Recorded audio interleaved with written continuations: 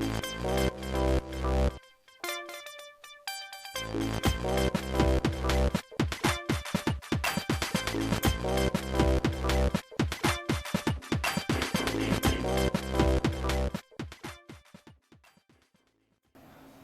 YouTube and welcome to another video.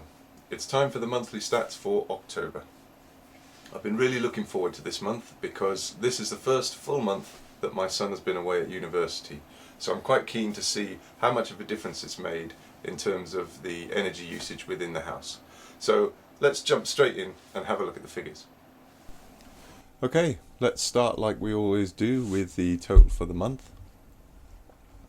In October we generated a total of 502 kilowatt hours. I think we've had quite a bit of sun really for this time of year, so I think that's quite a good value. We imported a total of 334.7 kilowatt hours.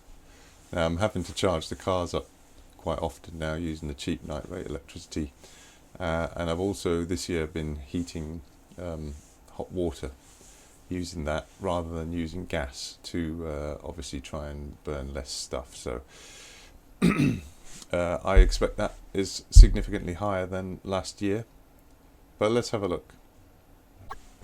Yeah, so looking at October last year we only generated 385 kilowatt hours, so this October has been particularly sunny, significantly more generation, and as a result we last October imported 500 kilowatt hours, and this October we've only had to import 300. So total usage is about the same, but obviously that makes a difference in terms of how much we've had to spend, because obviously we're getting that purely from our own generation.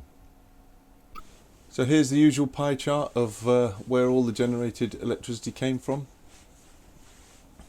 56% of it came from my largest array connected to my Solax hybrid inverter. The next largest amount came from my 2 kilowatt wall mounted array. That's doing really well now. This time of year is when it's at its best. 23% there, and yeah, the 1 kilowatt which is also on the roof of the house along with the 5 kilowatt array is 13%. So you'd expect that to be approximately 1/5 the value, and my shed mounted solar is giving me an extra 6.5%, which equates to 32 kilowatt hours, which is enough to help keep the batteries in the shed ticking over. It means I don't have to charge them from the grid quite so often.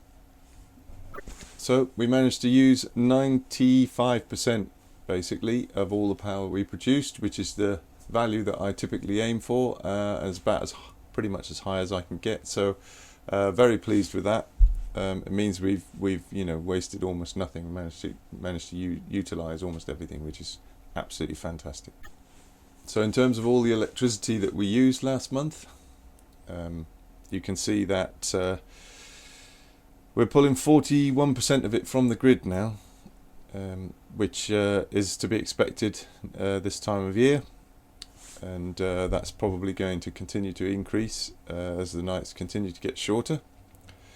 So that equates to about 334 kilowatt hours. That will almost be entirely nighttime rate electricity, between 12:30 and 4:30 using the Octopus Go tariff, and then the other 58% was all self-generated. So now here's the interesting one. Let's see where all the power went this month.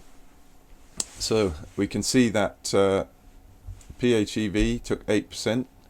The Leaf took 1/3 of all of our power, is just power in the car, the Leaf. And you can see the immersion makes up a big chunk now of the graph. I think if we were to look back at the one of last year, you'd see that it was a much smaller percentage of the total, but that is a much more significant chunk now. So if we compare that to October last year, you can see that the immersion was only 32 kilowatt hours. So we're using significantly more now, but as I say, that's expected because I'm trying to heat the hot water using electricity. And then we've got the usual, but the bit I really wanted to see was the gaming.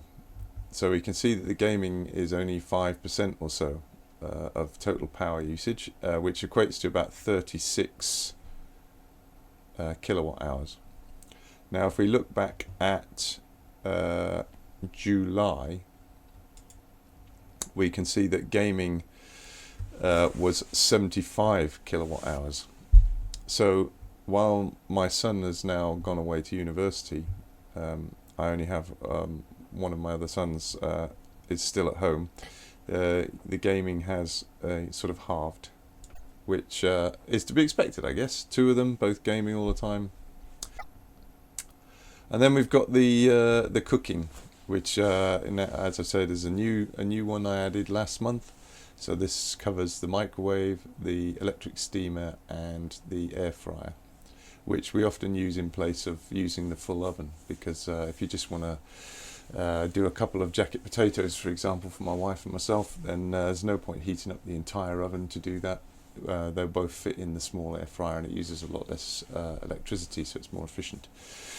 So yeah, 15 kilowatt hours on cooking, which doesn't include the oven. Yeah. So what's left is everything else, which will be the fridge, the freezer, the wine chiller, and the oven, realistically. So let's take a look at the worst day. The worst day was the 2nd of October, and we generated just 3.6 kilowatt hours that day. Was that the same as your worst day? Let me know in the comments. The best day of October was the 6th.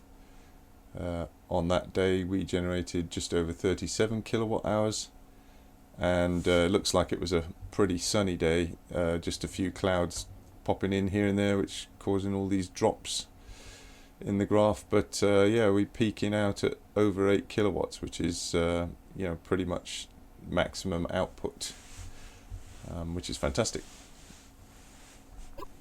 Let's have a look at the daily bar charts for power usage broken down into half-hour sections for October. So we starting to pull a lot from the grid. This will be charging the cars and heating the hot water, and that seems to be repeated on most days. Our longest off-grid streak was 3 days, which for this time of year is pretty good.